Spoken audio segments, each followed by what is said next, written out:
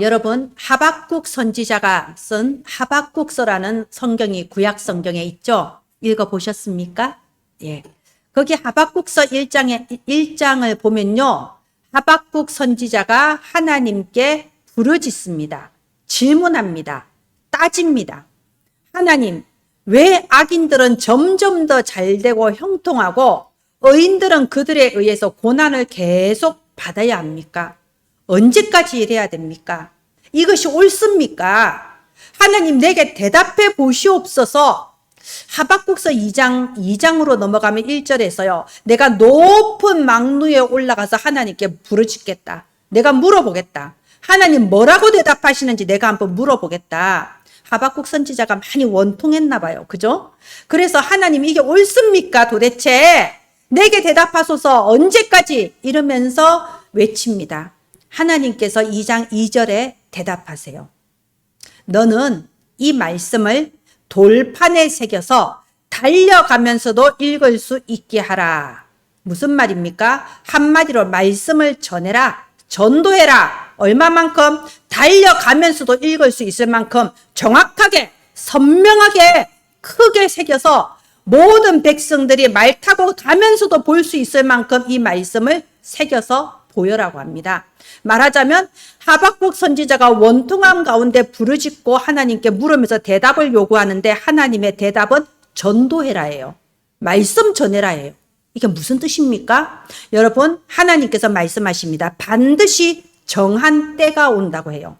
하나님께서 가장 정확한 시간표에 가장 정확하게 완전하게 응답 주십니다. 악인들이 형통하고 잘 되는 것 같이 보여도 잠깐이다. 의인들이 힘들고 고난당하는 것 같아도 잠깐이라는 거예요. 하나님의 시간표는 완벽하고 정확합니다. 요셉이 억울하게 옥살이 했지만요.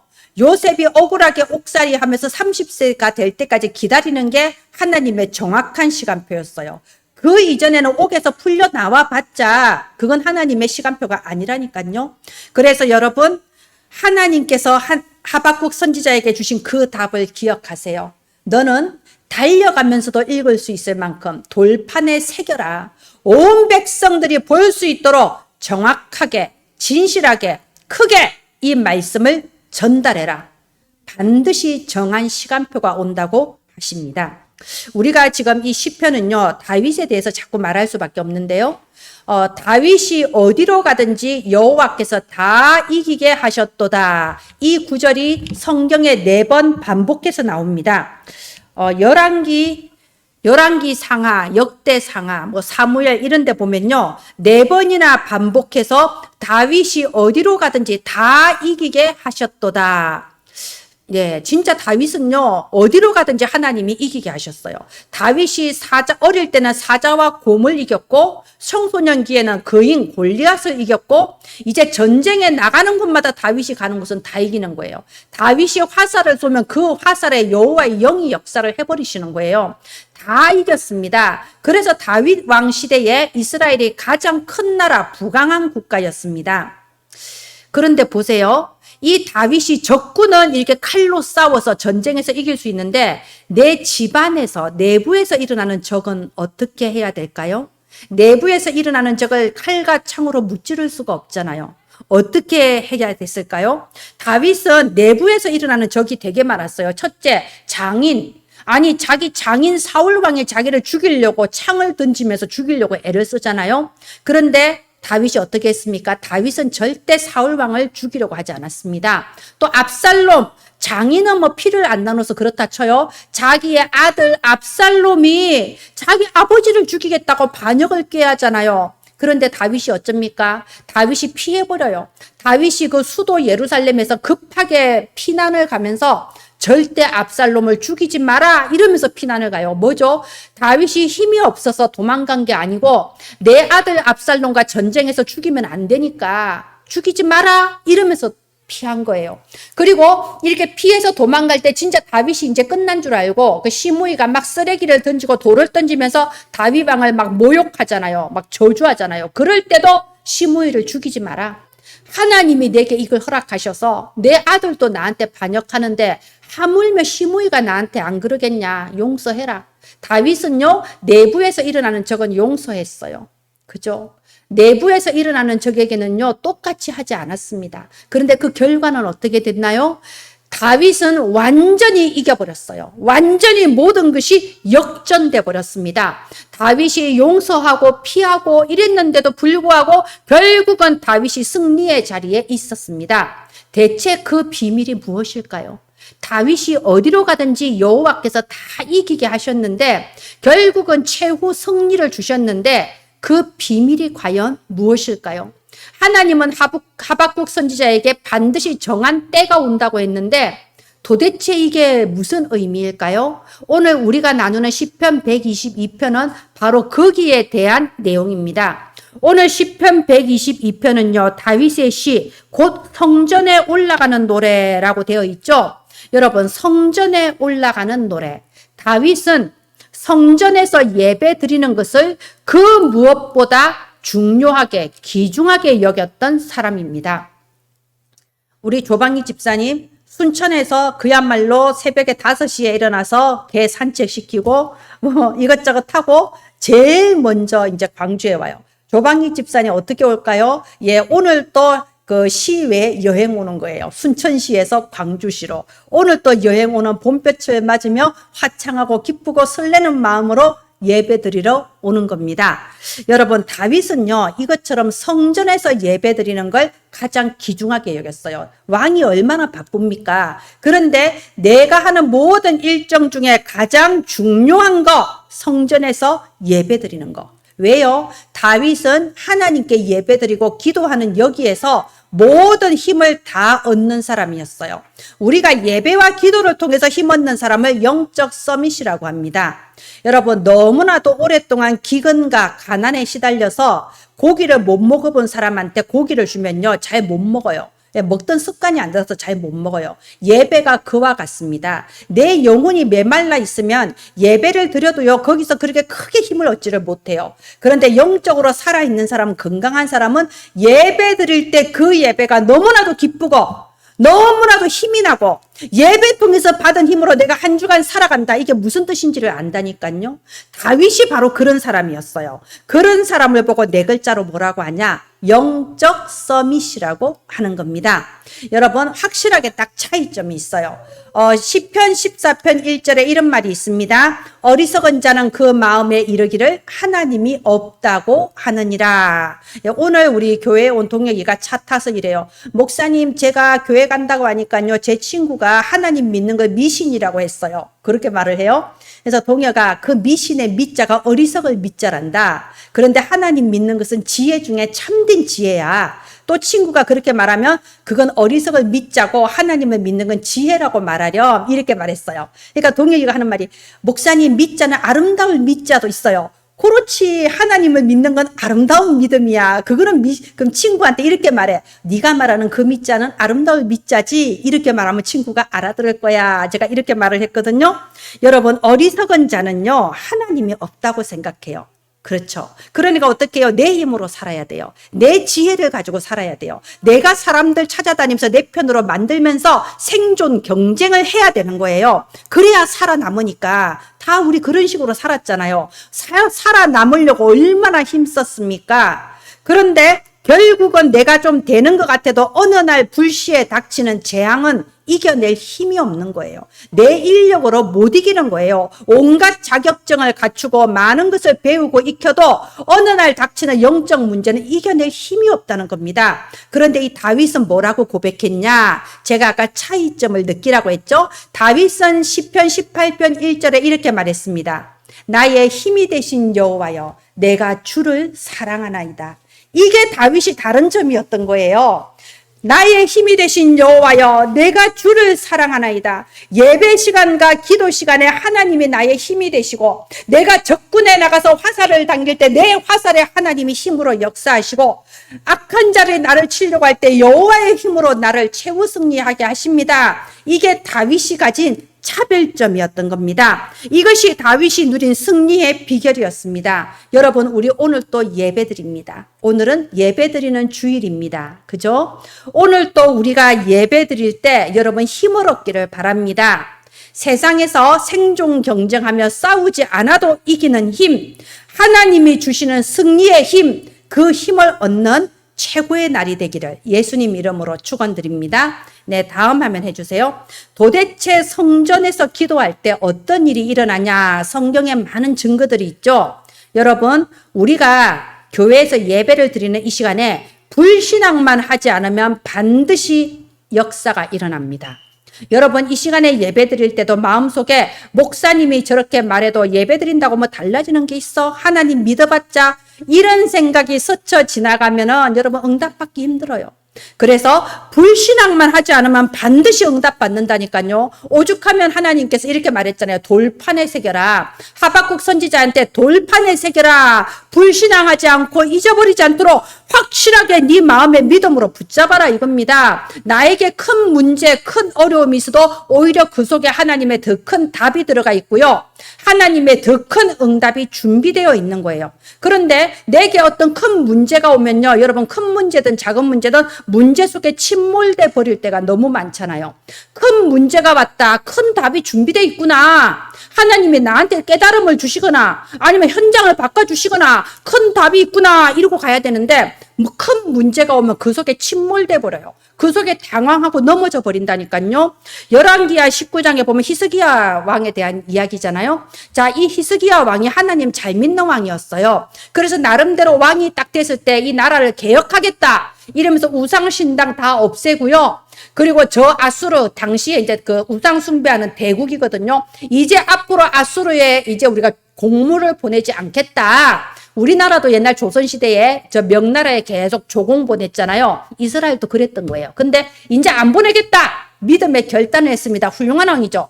그런데 문제가 생긴 거예요. 이 아수르의 산헤립 왕이 가만히 있겠습니까? 이스라엘 하나 봐주면은 여러 나라에서 또 덤벼들 건데, 그죠? 그러니까 당장에 이제 랍삭에 자기 장군을 보내서 아수르 군사 18만 5천 명이 이 조그만한 이스라엘 하나 잡아먹겠다고 한꺼번에 몰려드는 거예요. 이스라엘이 요만하면 이스라엘을 둘러쓰고 18만 5천 명이 완전히 포위를 한 거예요.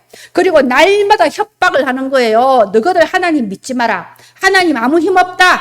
우리나라 이 센 거 봐라. 우리가 섬기는 바알신이 최고지. 혹시 히스기야 왕이 어쩌고 저쩌고 말해도 속지 마라. 너희들 이제 다 죽는다. 막 이렇게 날마다 협박을 하는 거예요. 그때 히스기야 왕이 당황했어요. 문제 속에 침몰돼 버렸어요. 그래서 어떻게 좀 달래서 보내볼까? 우리가 잘못했다고 한번 빌어보자. 막 사자를 보내요. 이제 우리가 조공 보낼게. 미안하다. 잘못했다. 들어주겠습니까? 18만 5천 명을 이렇게 동원을 했을 때는 여러분 군사의 법칙이라는 게 있거든요. 그만한 군대를 동원하려면 엄청난 돈이 들어가요. 그럼 이스라엘을 함락해서 뭐라도 가지고 와야 이게 이제 남는단 말이에요. 그냥 물러갈 수가 없어요. 그러니까는 이 히스기야 왕이 심지어 하나님의 성전에 금과 은을 벗겨냈다고 돼 있어요. 이 솔로몬 왕이 성전을 거창하게 지으면서 그 기둥을 금으로 다 도금을 했거든요. 근데 그걸 다 벗겨낸 거야, 칼로. 다 벗겨내서 심지어 그 금과 은을 벗겨내서 그걸 바친 거예요. 좀 제발 좀 이거 받고 좀 물러가 달라고. 그런데도 안 물러가는 거예요. 그러니까 이제 애굽, 이집트에다가 이제 사자를 보내요. 우리 좀 도와줘. 원군을 좀 보내줘. 여러분, 적군을 쳐부수겠다고 또 다른 적군을 불러오면은 주권을 잃어버려요. 사실 우리나라도 그랬잖아요. 신라가 그 백제 멸망시키겠다고 당나라 군사 불러오고, 그죠? 우리나라도 6.25 때 유엔군, 소련군 와서 이렇게 나라가 반쪽 났잖아요. 그것처럼 이제는 애굽에다가 또 원군을 또 요청하는 거예요. 그럼 어떻게 되겠습니까? 히스기야가 문제에 침몰돼서 이성을 잃어버린 거예요. 완전히 제정신 아니게 된 겁니다. 우리 그러면 안 됩니다, 여러분. 자, 그런데 그럼에도 불구하고 이 아수르에서 또 편지가 와서 협박문이 또 왔어요. 야, 니들 이제 다 죽었다. 너희 하나님 필요 없다. 너희들은 이제 처절한 응징을 당할 것이다. 뭐 이렇게 온 거예요. 그럴 때 히스기야 왕이 정신을 탁 차렸어. 여기 19장 14절에 보면요. 히스기야 왕이 여호와의 성전에 올라갔다고 돼 있습니다. 그 전까지는 제정신이 아니라 성전 기둥에 금까지 벗겨서 주던 이 히스기야 왕이 제정신 차리고 이 편지 협박문을 들고 성전에 딱 올라가서 하나님 성전 앞에 그 협박문을 딱 벌려놓은 거예요. 하나님 보시옵소서. 보시옵소서, 아수르군이 이런 편지를, 하나님 모욕하는 편지를 보냈습니다. 그러면서 여호와의 전에 엎드려서 간절히 기도한 거예요. 하나님이 원하신 게 바로 이거잖아요. 히스기야야, 정신 좀 차려라. 네가 지금 나라를 개혁하겠다고 우상신당 없애고 이러면서, 그러면서 네가 지금 그 허영 아니냐, 허영. 내가 이 정도면 잘 믿는다는 허영 아니냐. 지금 아수르 군사 쳐들어오니까 당장에 납작 엎드려서 하나님이고 뭐고 금 갖다 바치고 정신 좀 차려라. 히스기야야 하면서 하나님 진짜 원하신 건 뭐라고요? 성전에 와서 엎드려서 기도하는 거였어요. 진실하게 하나님만이 도와주실 줄 믿고 하나님 앞에 엎드리는 거였어요.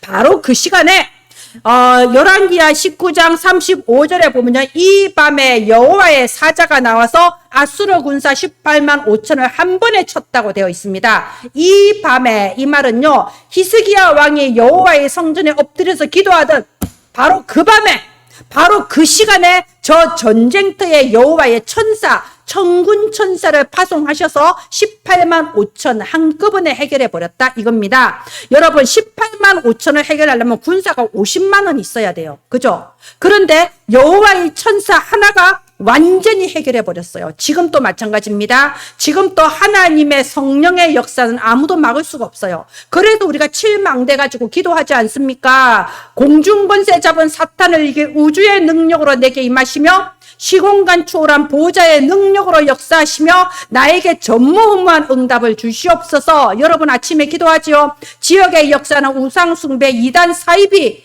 이 악한 영들을 예수 이름으로 꺾어주시고, 오늘 또 복음의 광채가 내게 비치지 못하도록 나를 혼미하게 만들며 하나님의 말씀과 나 사이에 분리와 분열을 일으키려고 하고 예배 실패하게 만들려는 마귀들은 예수의 이름으로 명령하노니 머리가 깨어져서 산산이 흩어질지어다.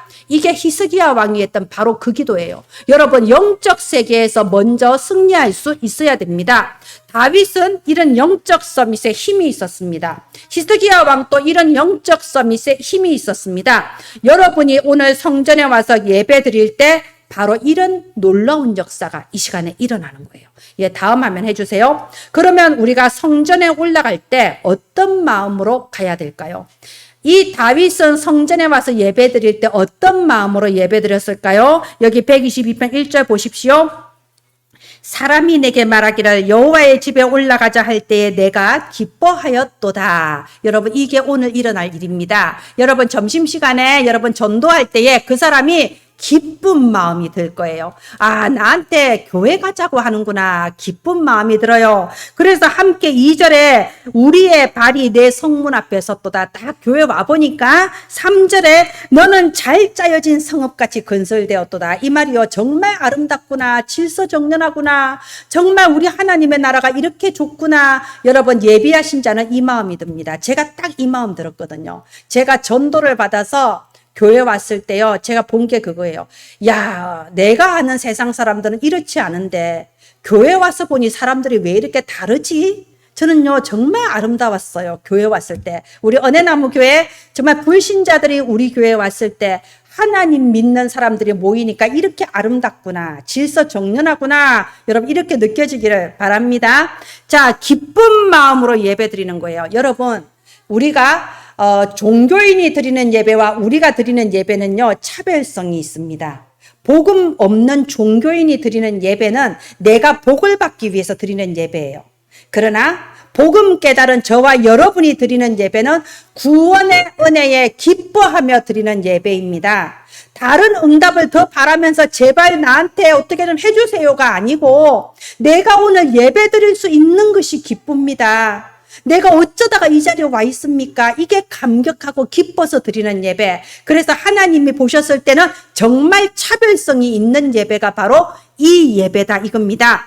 여러분, 복음 없는 종교인은요, 교회에 와서 누가 나를 칭찬해 주면 기뻐요. 나를 위로 올려봐 주면 기뻐요. 그러나 복음 가진 사람은 하나님이 영광 받으시면 그게 기쁜 거예요.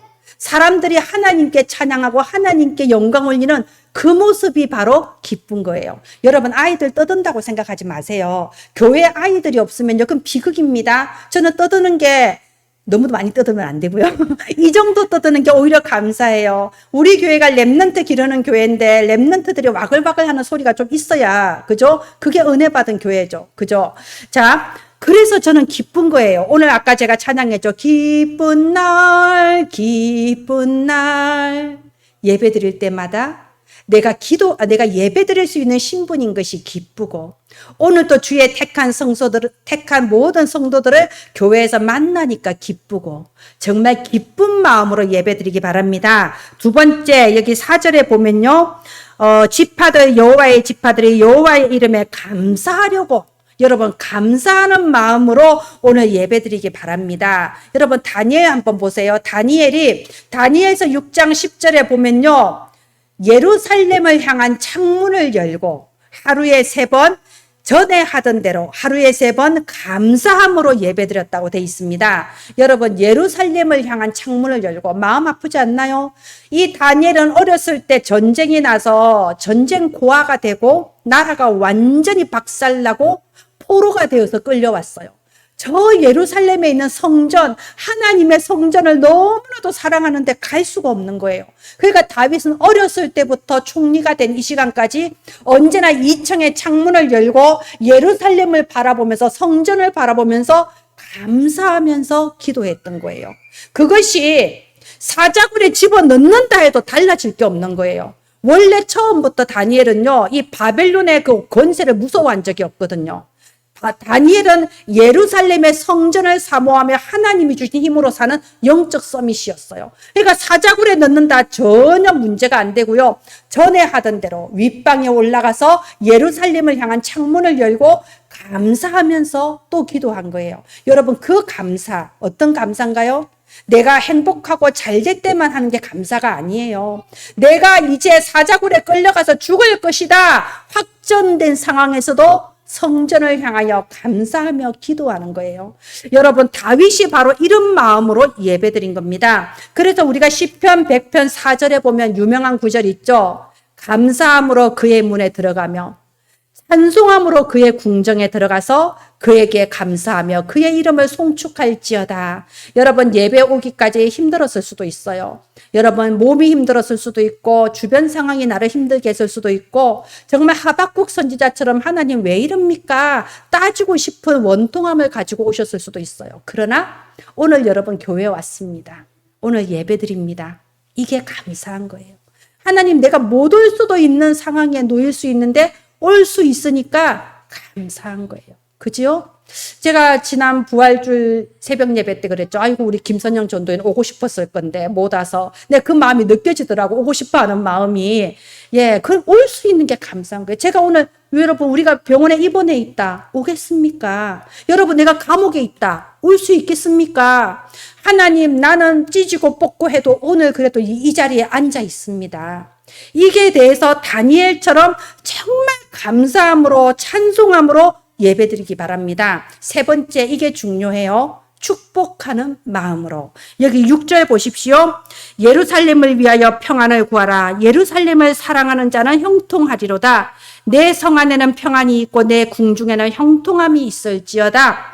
내가 내 형제와 친구를 위하여 이제 말하니니 내 가운데 평안이 있을지어다. 지금 이런 식으로 여러 성도들을 위하여 성도들에게 평안과 형통함이 있도록 기도하고 있습니다. 9절에 보세요. 무엇 때문에? 여호와 우리 하나님의 집을 위하여 내가 너를 위하여 복을 구하리로다.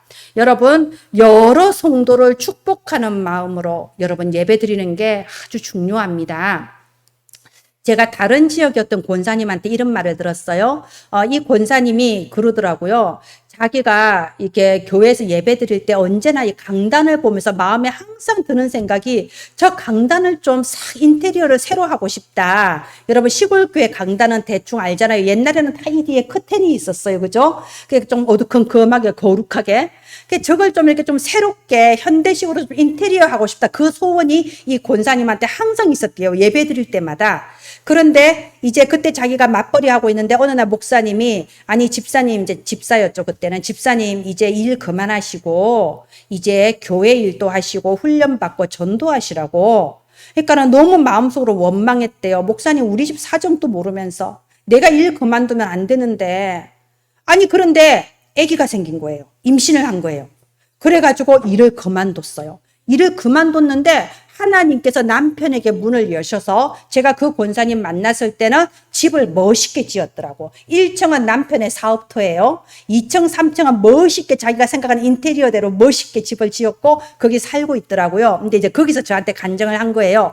그런데 내가 아기가 생겨서 어쩔 수 없이 일을 그만두고 예배드리고 은혜 받기 시작했는데 하나님께서 경제를 문을 이제 이상 도울 사람을 붙여주셔서 문을 열어주시고, 그리고 이 아기가 이제 돌잔치를 했을 때 많은 사람이 돌반지 뭐 선물 들어오잖아요. 그걸 다 팔아서 교회 강단을 꾸몄다는 거예요. 싹 걷어치우고 인테리어를 새로 싹 멋있게 한 거예요. 자기 마음이 너무 기뻤다고 그러더라고요. 제가 그랬습니다. 권사님, 저는 많은 성도 만났는데 보통 성도님들은 강단에는 크게 신경 안 써요. 어쩔 수 없더라고, 그거는. 성도님들은 교회를 건축하겠다 이런 비전은 가지시는데 강단을 좀 더 멋있게 하겠다 이건 잘 눈에 안 들어오시나 봐요. 이제 목사들이 강단이 굉장히 중요하거든요. 권사님, 제가 많은 성도님 만났는데 그런 생각하는 성도는 별로 본 적이 없었다. 하나님께서 주신 이 막둥이가 정말 귀중한 아이일 거다. 하나님께서 이 막둥이 정말 하나님께 영광 올려드리는 애가 되게 할 거다. 제가 그랬거든요. 자, 여러분, 이 9절. 여호와 우리 하나님을 집을 위하여 내가 너를 위하여 복을 구하리로다. 왜 우리가 복 받아야 됩니까? 왜 우리가 축복 받아야 되나요? 우리 하나님의 집을 위하여. 하나님께서 여러분에게 경제의 축복 주셔야 될 이유가 뭡니까? 우리 하나님의 집을 위하여, 성전을 위하여 하나님은 여러분에게 축복하시는 거예요.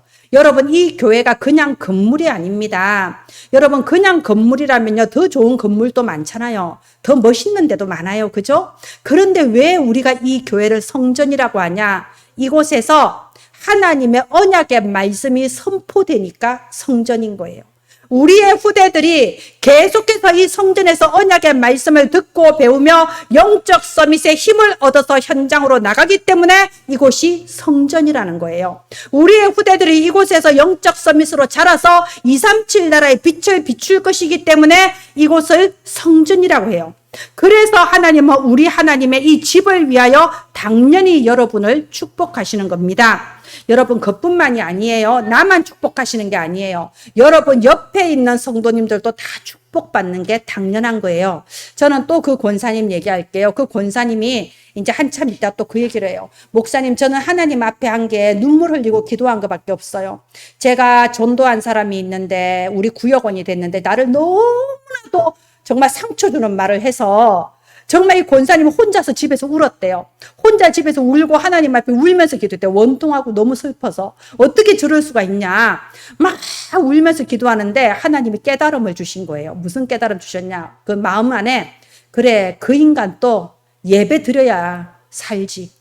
그 인간 또 말씀을 들어야 깨닫지. 이 마음이 들더래요. 근데 지금 나하고 싸웠으니까 예배를 안 오잖아요.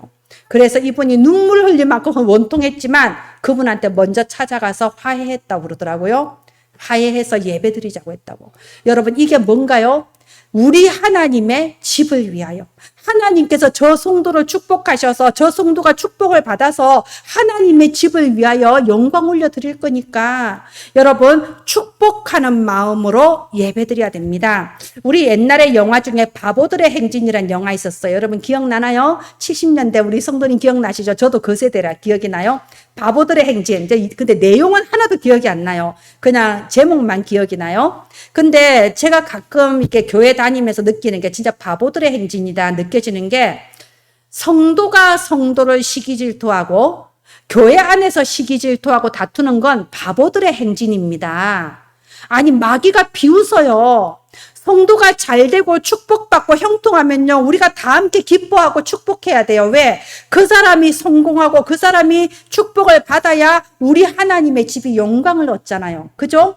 근데 성도들끼리 시기질투하는 건 바보들의 행진이라니까요. 여러분, 정말 기쁜 마음으로 감사하는 마음으로 그리고 성도들을 축복하는 마음으로 오늘 또 예배 드리면서 저 히스기야 왕이 받았고 저 다윗이 받았고 다니엘이 받았던 그 영적 서밋의 힘이 여러분에게 회복되기를 바랍니다. 예, 다음 화면 해주세요. 중요한 결론, 오늘 말씀의 결론 두 가지입니다. 첫 번째, 예배 드리러 올 때마다 오늘을 최고의 날로 만드세요. 그냥 오늘을 딱 그렇게 생각하세요. 예배 드리러 올 때 나는 오늘 최고의 날이다. 바로 오늘이 내 인생의 피크 타임이다. 이렇게 생각하고 오시라고요.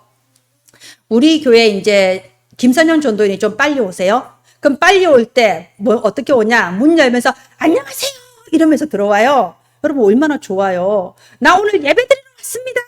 안녕하세요. 얼마나 좋습니까? 여러분 제가 아까 말했죠. 내가 찢고 뻗고 힘들어도 나 오늘 예배 드리러 왔습니다. 이러면서 오라고요. 오늘이 최고의 날이다. 이렇게 생각하고 오라고요. 여러분 제가 지금까지 신앙생활하면서 깨달은 게 이거예요. 내가 보니까 예배 드리는 것이 모든 축복의 첫 번째 축복이에요. 여기서부터 모든 게 시작이 됩니다. 그래서 여러분 알잖아요. 우리가 인류 역사상 제일 돈 많은 사람, 제일 경제 축복받은 사람이 누군가요? 록펠러예요. 물론 이제 그 돈의 가치가 다르기 때문에 그냥 절대 가치로 보면 뭐 빌 게이츠 이런 사람이 더 부자지만 그냥 시세로 따졌을 때 인류 역사상 가장 부자가 록펠러예요. 근데 이 록펠러가 원래부터 부자가 아니었잖아요. 록펠러가 진짜 가난한 집인데 록펠러의 어머니가 어릴 때부터 록펠러한테 각인시킨 게 있어요. 언제나 예배 드릴 때는 1시간 전에 예배 드려라. 목사님을 아버지처럼 생각해라. 헌금 드릴 주머니는 따로 만들어놔라. 이게 록펠러한테 각인이 된 겁니다. 록펠러가 얼마나 바빠요. 사업체가 수천 개라니까요. 그렇게 바쁜데도 불구하고 주일만큼은 예배 드리는 것을 가장 귀중하게 두고 예배에 내 모든 그 시간을 올인을 한 거예요. 그 다윗을 보세요. 그래서 다윗도 왕으로서 그렇게 기쁜데도 내가 감사함으로 그 문에 들어가며 찬송함으로 그의 궁전에 들어가서 예배가 내 모든 축복의 시작점이란 사실을 다윗이 확실하게 알았던 겁니다. 여러분 그래서 예배가 중요해요. 여러분이 받을 모든 축복의 첫 번째 축복입니다. 정말 기쁜 마음으로 감사하는 마음으로 축복하는 마음으로 우리 하나님의 집을 위하여 예배 승리하시기를 바랍니다. 예, 두 번째 해주세요. 두 번째 중요한 결론은 뭐냐? 여러분 기도를 지속하고 있으면요. 정확한 시간표 두 번째 해주세요. 여러분이 현장에서 이 예배를 통하여 주신 언약의 말씀을 붙잡고 기도를 지속하고 있으면 정확한 시간표에 문이 열립니다. 여러분 시간표는 하나님의 손에 있어요. 언제 응답이 오냐, 언제 하나님의 말씀이 성취되냐, 그건 하나님의 손에 있습니다. 그리고 우리의 생각보다 훨씬 지혜로우신 하나님은 가장 완벽한 시간표, 정확한 시간표에 응답을 주십니다.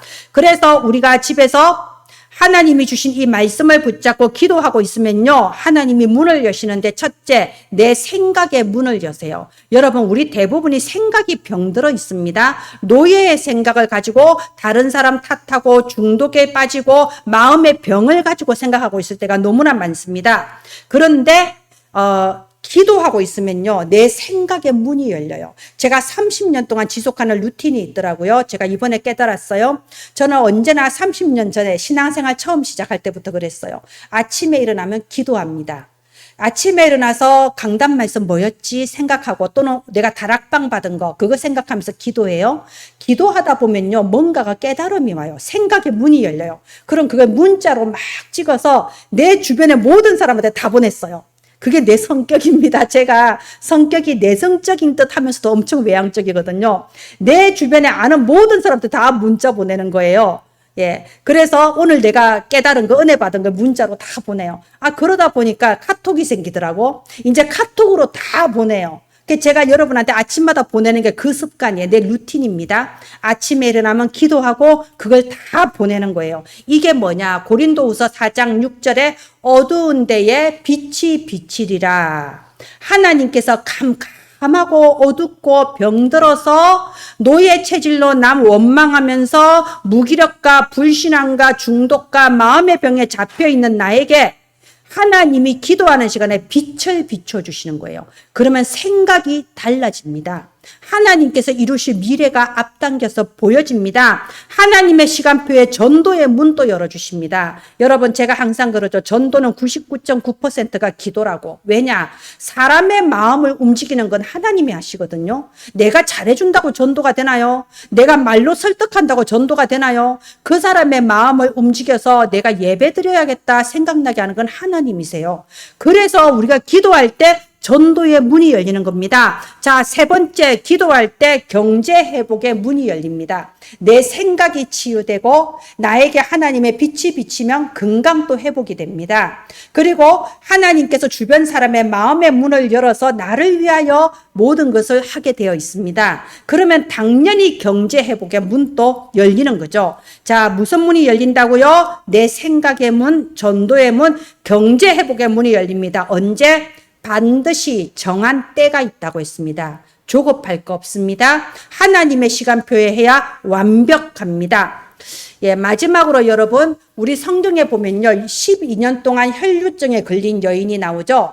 이 혈루증 12년 동안 앓았을 때는 어떤 온갖 방법 안 써봤겠어요? 이렇게 해봐라 하면 이렇게 하고, 저렇게 해봐라 하면 저렇게 하고, 사람이 12년 동안 아프면 해보란 건 다 해봤을 거예요. 근데 안 났었어요. 언제 나았나요? 예수님 앞에 나와서 그 옷자락을 만졌을 때에 단번에 해결됐습니다. 여러분, 이걸 아는 사람이 영적 서밋이에요. 이게 예배 드리는 이유예요. 이게 우리가 기도하는 이유입니다. 하나님은 예배 드리러 올 때마다 기쁜 마음, 감사한 마음, 축복하는 마음으로 예배 드리며 6일 동안 현장에서 영적 서밋의 기도를 지속하고 있을 때 정확한 시간표에 정확한 응답을 여러분에게 주십니다. 여러분이 그날의 증인이 되시기 바랍니다. 여러분이 그날의 주역이 되시기를 예수님 이름으로 축원드립니다. 기도합니다. 하나님, 다윗이 성전에 올라가는 것이 가장 중요한 시간으로 생각했던 것처럼 이 시간 우리에게도 은혜를 베풀어 주사 예배드리는 이 시간이 가장 귀중한 시간으로 바뀌게 하여 주시옵소서. 하나님께 기도함으로 영적 서밋에 힘을 얻으며 하나님의 정한 시간표에 하나님의 정하신 응답의 문이 열려지게 하여 주시옵소서. 오늘 또 우리가 봄 전도 캠프를 통하여 여호와의 전에 기쁜 마음으로 나아올 수 있는 그런 만남의 축복을 주옵소서. 예수님 이름으로 기도합니다. 아멘.